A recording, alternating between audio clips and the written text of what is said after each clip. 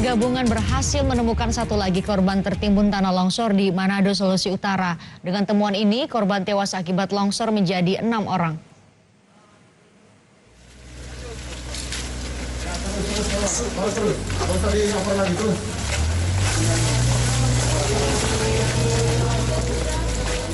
Satu jenazah korban tanah longsor ditemukan di Jalan Sea Lorong Cepaka, Malalayang, 1 Barat, Manado. Korban terakhir yang ditemukan oleh tim SAR bernama San Hasan, berusia 30 tahun. Pencarian korban sebelumnya sempat tertunda pada Sabtu malam karena hujan deras mengguyur kawasan ini.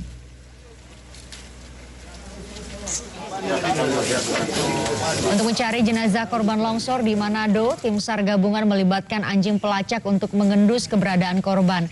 Selain 2 korban longsor di Kelurahan Malalayang, tim SAR gabungan sebelumnya juga telah mengevakuasi 3 korban di Kelurahan Perkamil dan 1 korban di Kelurahan Paal 4.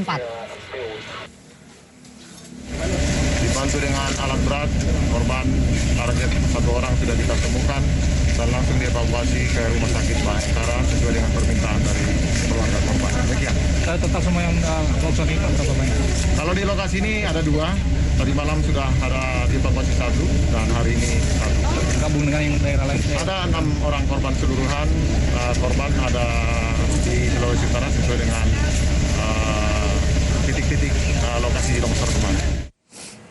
Tak hanya menyebabkan tanah longsor, cuaca ekstrim yang terjadi di kota Manado menyebabkan sejumlah pohon tumbang.